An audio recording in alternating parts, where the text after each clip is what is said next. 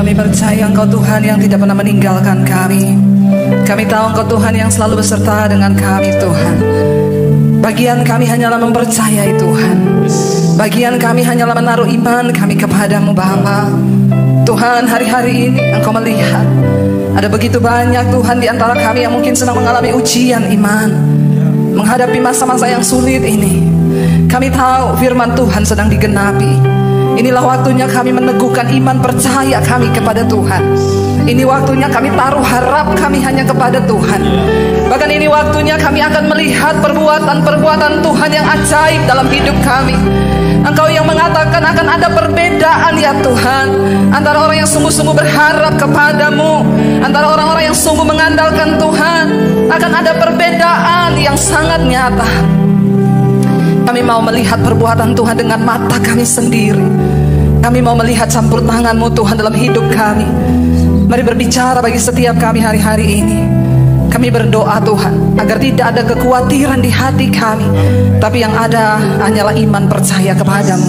Urapi setiap kami yang mendengarkan malam ini, urapi hamba-Mu yang tidak ada apa-apanya Tuhan. Sampaikan isi hati-Mu bagi setiap kami Bapa.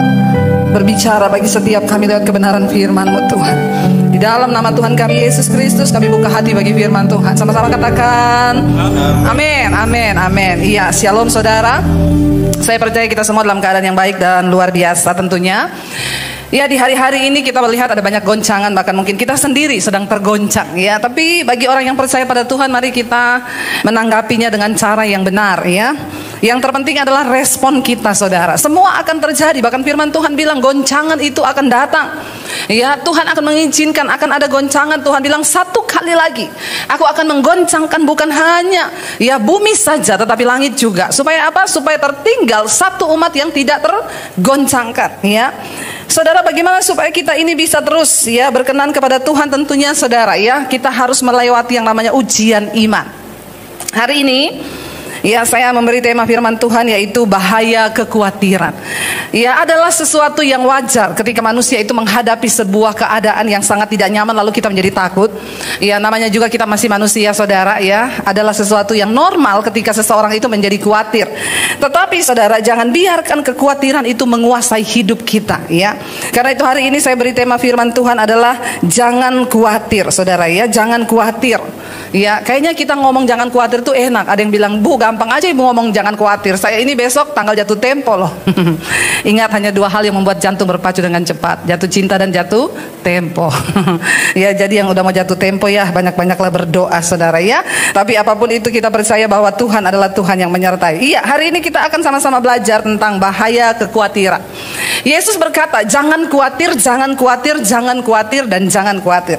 Apa itu kekhawatiran saudara? Kekhawatiran itu adalah sebuah ketakutan yang melanda orang padahal ya sesuatu itu belum terjadi.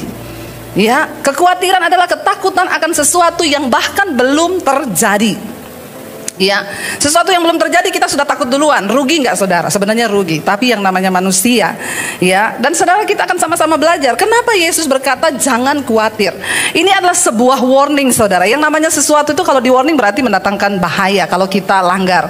Contoh ya, kita kalau naik pesawat udah dibilang jangan mengaktifkan ya telepon seluler atau apapun ya yang bisa menyebabkan kebakaran.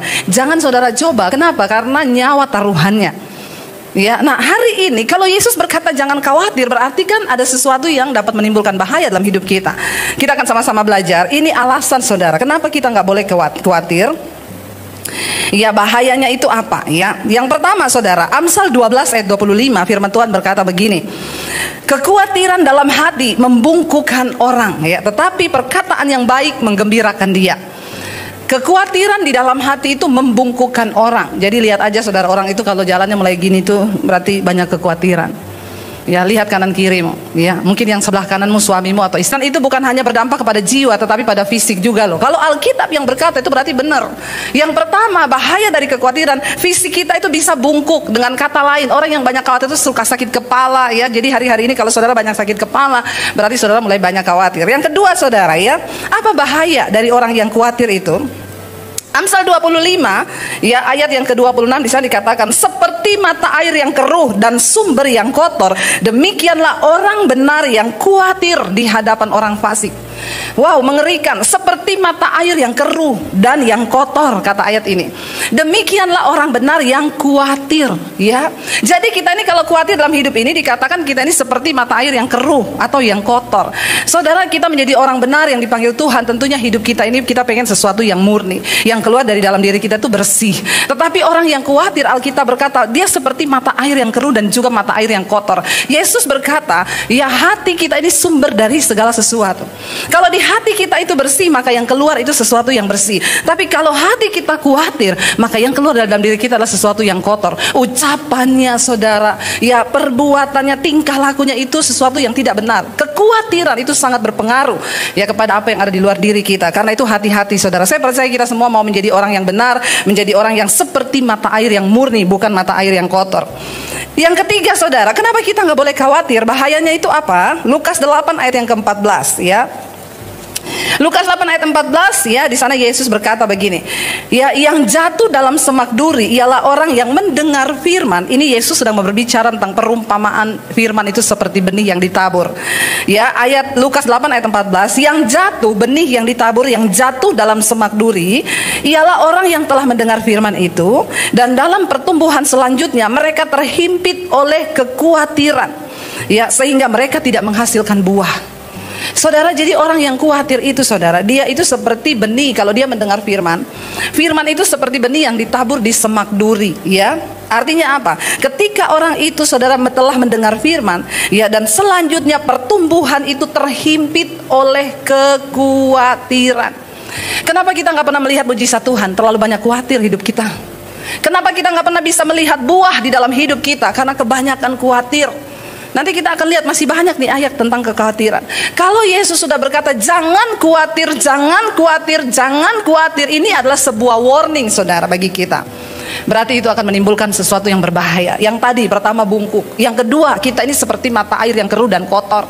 Makanya orang itu dalam hidup tidak bisa menjadi berkat. Gak usah jauh-jauh bicara jadi berkat buat bangsa-bangsa. Di dalam rumah sendiri saja, sudahkah kita menjadi istri yang tidak khawatir sehingga yang keluar dari mulut kita itu sesuatu yang membangun? Kalau orang itu banyak khawatir, yang keluar dari mulutnya itu sesuatu yang tidak membangun. Ya, suaminya pulang kerja udah nggak bawa uang, ya, istri tanya, kamu mana uang hasil kerjamu? Nggak ada, mah.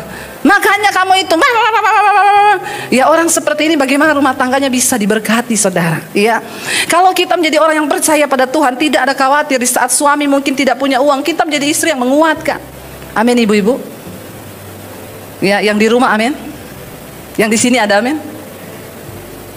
Kalau nggak ada amin, ya, saya tutup dalam doa. Ya, Alkitab berkata, saudara, ya, kalau orang itu banyak khawatir, maka dia tidak akan berbuah dalam hidupnya. Boro-boro lihat mujizat, ya, rumah tanggamu tidak akan diberkati, pekerjaanmu tidak akan diberkati oleh Tuhan. Bahkan apapun yang engkau lakukan dengan tanganmu tidak akan berhasil. Kenapa?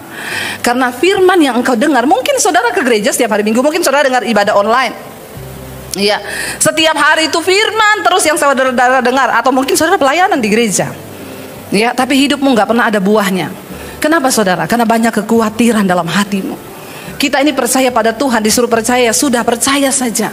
Ya, daripada khawatir lebih baik percaya. Orang yang tidak percaya Tuhan itu, orang yang khawatir itu sama dengan orang yang tidak mempercayai Tuhan.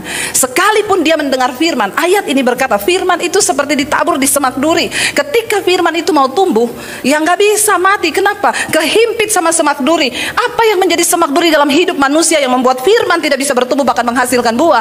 Salah satunya adalah kekhawatiran, kata firman Tuhan. Ya, jadi jangan khawatir, saudara. Kenapa? Karena khawatir bisa membunuh benih firman yang ada dalam hidupmu. Firman yang kita dengar itu harus bertumbuh di tanah yang subur. Ya, ketika firman itu mau tumbuh, ini firman bicara tentang iman. Waktu kita mendengar firman, Alkitab berkata iman timbul dari pendengaran, yaitu pendengaran akan firman. Untuk kita bisa percaya kepada firman Tuhan itu butuh latihan, saudara. Ya, sampai hari ini saya tetap mempercayai Tuhan. Apakah pertama saya percaya, saya terima Yesus, saya langsung percaya seperti sekarang ini? Enggak.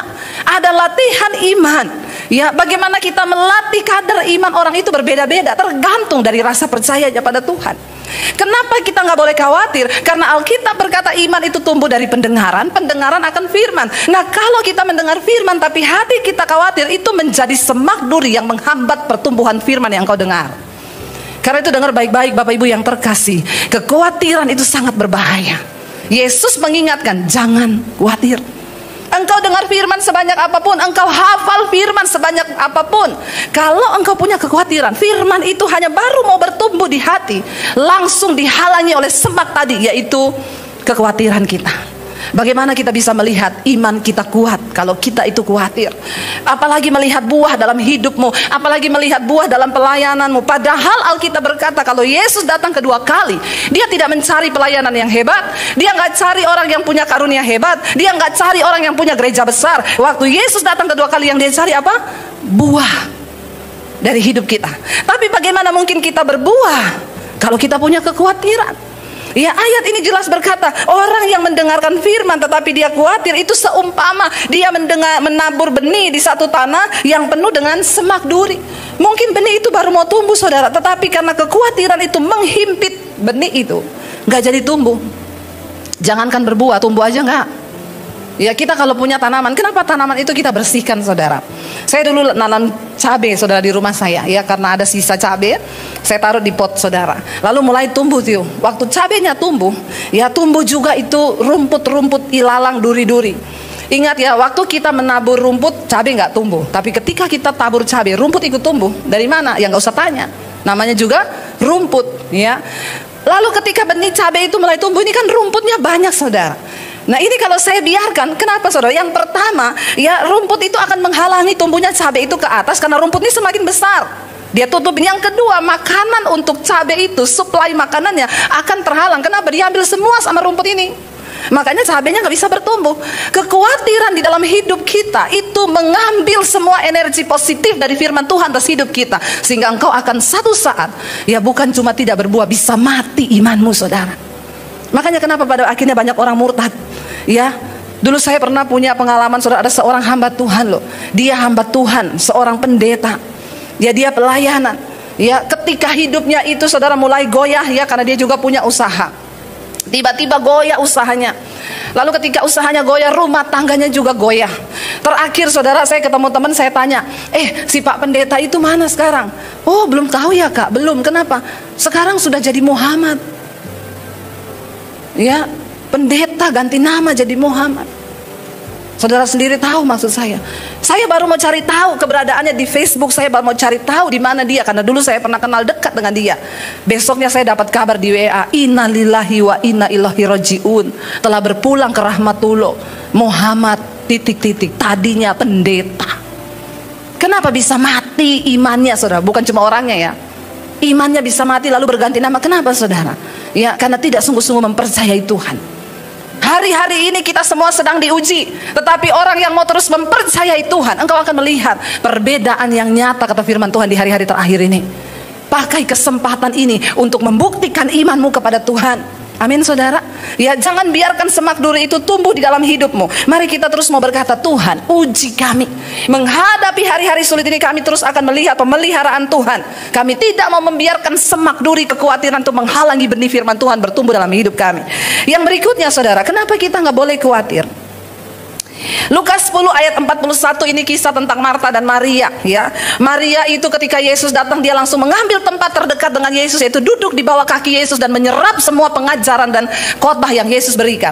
Tapi Marta sibuk di dapur, bikin teh, bikin makanan, bikin ini, bikin itu, ya. Lalu ketika Yesus datang, mereka datang berdua, Yesus berkata kepada Marta, tetapi Tuhan menjawab, Lukas 10 ayat 41. Tetapi Tuhan menjawabnya, Marta, Marta, ya, engkau khawatir dan menyusahkan diri dengan banyak perkara. Jadi dengan kata lain, saya ambil kata khawatir di situ, Yesus berkata, engkau khawatir dan menyusahkan diri dengan banyak perkara. Orang yang khawatir itu berarti orang yang menyusahkan diri, ya.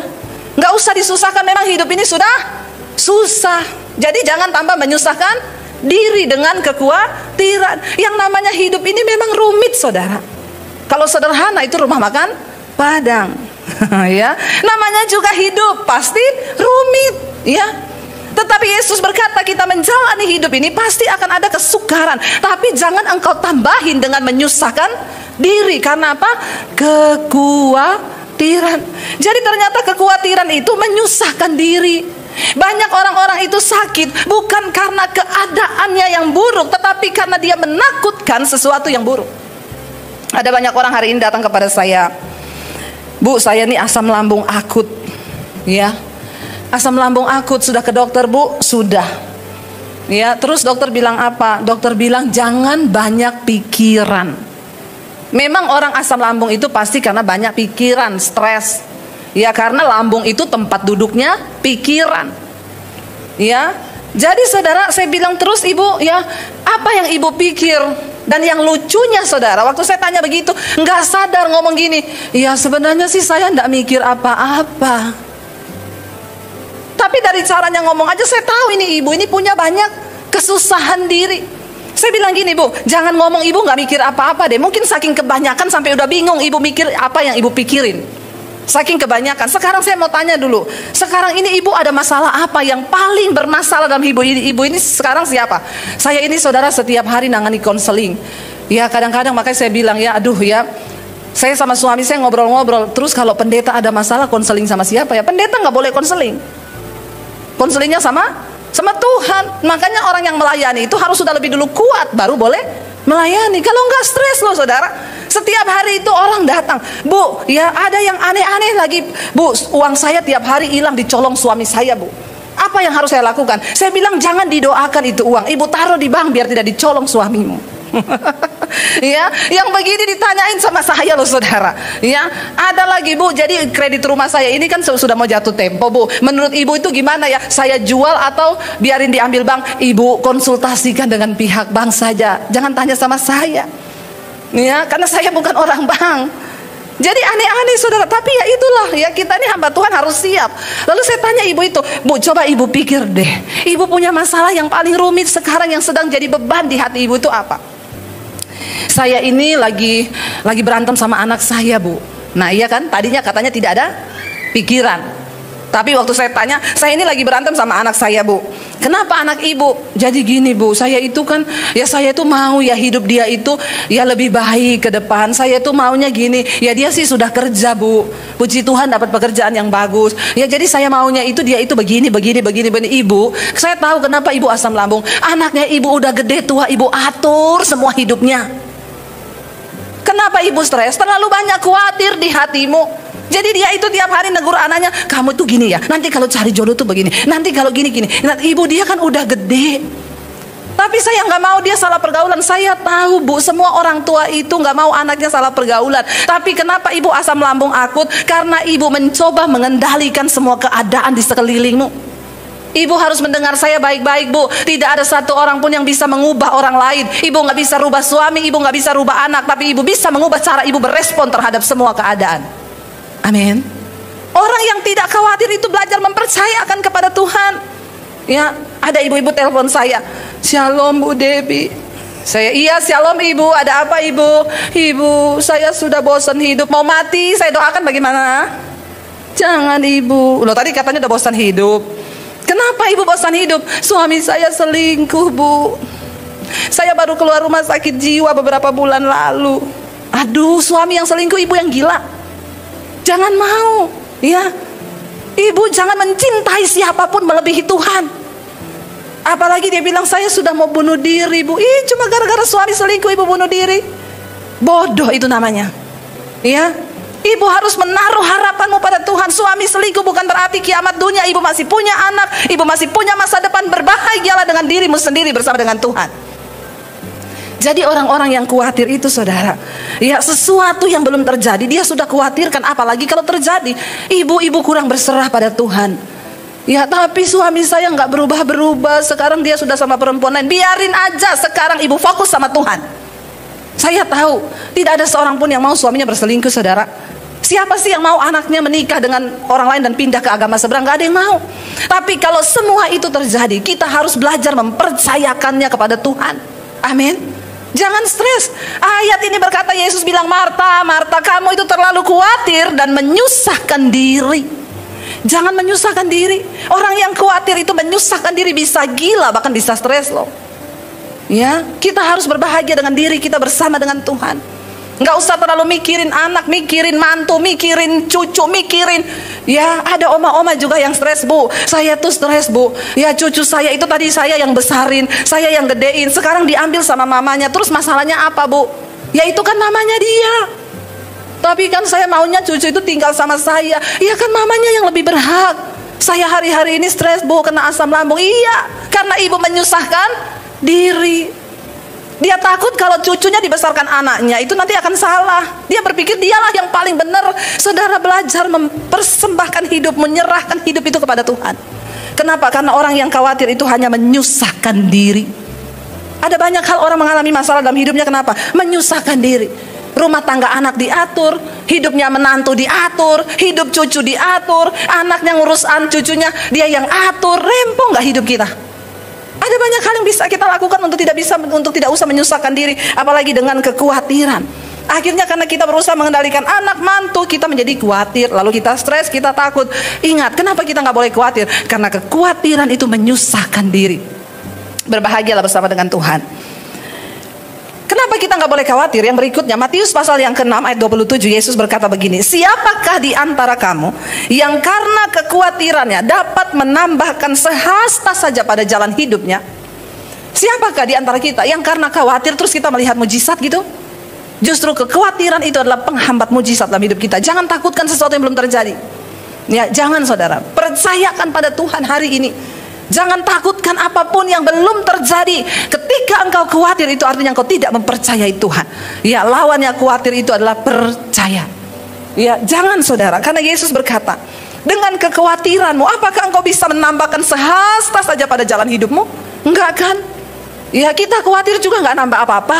Daripada khawatir, lebih baik bersuka cita. Kita khawatir juga kita nggak melihat mujizat. Kita khawatir juga kita tidak melihat sesuatu yang positif yang bisa terjadi. Jadi daripada khawatir membawa kita di dalam persoalan, menyusahkan diri, bahkan sakit penyakit, jangankan khawatir saudara ya. Mungkin hari ini kalau ada ibu-ibu yang suamimu berselingkuh atau engkau punya masalah dengan anak, engkau pun harus belajar mempercayai Tuhan. Ya. Sekalipun sudah ada masalah aja kita harus belajar mempercayai Tuhan, apalagi sesuatu yang belum terjadi. Ya, jangan saudara, kita mau terus percaya, bersandar pada Tuhan, berharap ya. Lalu kita lihat yang berikutnya saudara. Ya, jadi ingatlah saudara ya, bahwa karena kekhawatiranmu engkau nggak bisa tambah apapun. Ya, engkau nggak bisa bayar cicilan dengan kekhawatiran. Ya, engkau nggak bisa menambahkan jumlah rekeningmu dengan kekhawatiranmu. Lebih baik belajar percaya. Ya, ada kesaksian dari seorang ibu, Bu, ya tadinya saya itu khawatir banget karena masalah keuangan ya, di dalam pandemi ini keuangan suami dan saya itu dalam rumah tangga agak berkurang. Tapi setiap malam saya mendengarkan khotbah-khotbah ibu ya, dan ketika khawatir itu datang saya berdoa, Tuhan aku mempercayai Engkau. Tuhan yang sanggup memelihara hidup kami. Di saat benar-benar saya lagi butuh uang, Bu, ya tiba-tiba ada sejumlah transferan masuk di rekening saya, yang itu tulisannya adalah komisi gaji. Ya, saya bilang, Bu, ketika engkau belajar mempercayai Tuhan, maka engkau akan melihat mujizat. Tapi ketika engkau khawatir, takut, maka itu akan menjadi penghalang mujizat terjadi atas hidupmu. Tuhan tidak bisa bekerja ketika engkau khawatir. Ya, Tuhan akan melakukan firman-Nya kepada orang-orang yang tidak khawatir. Mari hari-hari ini saudara, kita mau belajar terus memperkatakan firman Tuhan. Saudara, yang berikutnya kita akan lihat saudara ya. Saya percaya ketika kita khawatir itu hanya akan mendatangkan sesuatu yang negatif. Tetapi ketika kita mau terus belajar mempercayai Tuhan, ini alasannya kenapa juga kita nggak boleh khawatir. Tadi sebab ya apa sebab kalau kita khawatir. Sekarang alasan kita tidak boleh khawatir ini. Matius 6 ayat 32 sampai 34, Yesus berkata begini. Ya, Yesus berkata di Matius 6 ini semua jangan khawatir. Kalau saudara baca dari satu perikop ini, ya Yesus berkata jangan kamu khawatir akan makanan, jangan khawatir akan pakaian. Kenapa? Karena tubuh itu lebih penting daripada makanan, daripada pakaian, dan hidup itu lebih penting daripada makanan. Ya, lalu pasal 6 ayat 32 dan 34 sampai 34 Yesus berkata begini. Semua itu dicari bangsa-bangsa yang tidak mengenal Allah, ya. Akan tetapi Bapamu yang di sorga tahu bahwa kamu memerlukan semuanya itu. Ya, tetapi carilah dahulu kerajaan Allah dan kebenarannya, maka semuanya itu akan ditambahkan kepadamu.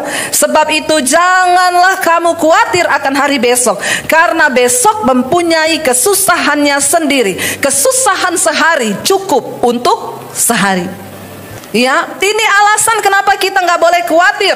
Karena kalau kita khawatir akan makanan, memang orang itu apa sih yang dikhawatirkan? Makanan, pakaian, apa yang akan dipakai, apa yang akan dimakan, apa yang akan diminum, itu rata-rata.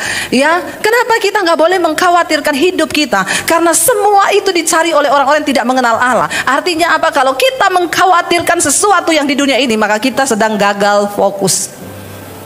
Ya, engkau gagal fokus, saudara. Waktu engkau fokus pada Tuhan, bukankah Dia Bapa pencipta segala sesuatu? Ya, saudara, kalau engkau tidak beriman, ya jangan coba ikut Tuhan. Ya, karena hanya orang-orang yang beriman yang boleh sungguh-sungguh mengikuti Tuhan. Apa itu iman? Dasar dari segala sesuatu yang kita harapkan dan bukti dari segala sesuatu yang belum kita lihat. Saya mengerti karena keadaan zaman kesusahan ini, hari-hari ini banyak orang terus memakai kekuatan pikiran. Tapi jangan pernah lupa, Tuhan itu turut bekerja untuk mendatangkan kebaikan bagi orang-orang yang mengasihi Dia. Kita harus masih tetap percaya ada alam supranatural di mana Tuhan sanggup bekerja di dalamnya. Sesuatu yang gak pernah terpikir. Ya, saya kemarin mendengar kesaksian dari seseorang, saudara. Dia menelpon saya, dia setia mendengarkan khotbah-khotbah saya di YouTube saya. Dia cerita, dia pulang dari Amerika, lalu dia menikah. Ketika dia menikah, dia akhirnya harus tinggal di Indonesia. Tapi tiba-tiba, saudara, dia sudah meninggalkan semua kenyamanan di Amerika. Dia bilang, ibu bayangkan dalam usia muda saya sudah jadi milioner, bu, dengan gaji saya di sana yang begitu besar. Tapi saya harus meninggalkan semuanya. Saya harus menikah di Indonesia. Dan kalau saya di Indonesia, saya lebih dekat dengan Tuhan. Kalau di sana memang saya dapat semua uang, kekayaan, jabatan, tapi saya jauh dari Tuhan. Disitulah saya harus memilih. Saya harus ikut Tuhan, sungguh-sungguh dengan Tuhan, tapi pulang meninggalkan semua kenyamanan itu. Ya, saya sudah dijanjikan untuk sebuah tempat tinggal di tempat kalangan yang mewah di Amerika, bu. Tapi saya harus memilih. Kenapa? Karena kalau saya di sana terus, pergaulan membuat saya jauh dari Tuhan. Akhirnya dia balik ke Indonesia. Dia memutuskan untuk memilih hubungan dekat dengan Tuhan. Dia tinggalkan segala kenyamanan sampai di Indonesia. Dia memulai merintis pekerjaan. Ya. Tapi memang susah, bu, karena saya harus memulai dari nol. Tapi saudara, percayalah, ketika engkau mengutamakan dan mempercayakan hidupmu pada Tuhan, apa yang mustahil itu Tuhan sanggup kerjakan. Tiba-tiba ada orang dari Amerika itu masuk ke emailnya dia, itu email salah alamat. Jadi namanya dia Peter, ada orang juga nama Peter. Nah, orang itu email ke dia, Peter, kamu tuh salah kirim barang, orang dari Amerika. Dia balas, sorry, saya bukan Peter itu, tapi memang namanya saya Peter. Orang yang di Amerika bilang, hey, oh iya, saya ingat kamu Peter yang di perusahaan ini. Iya, sekarang kamu di mana? Lama kok nggak tahu alamatnya. Oh, saya sudah di Indonesia. Wow, kebetulan sekali kami lagi buka satu usaha. Sekarang sudah ada di Jepang dan beberapa di negara-negara. Kami mau buka di Indonesia.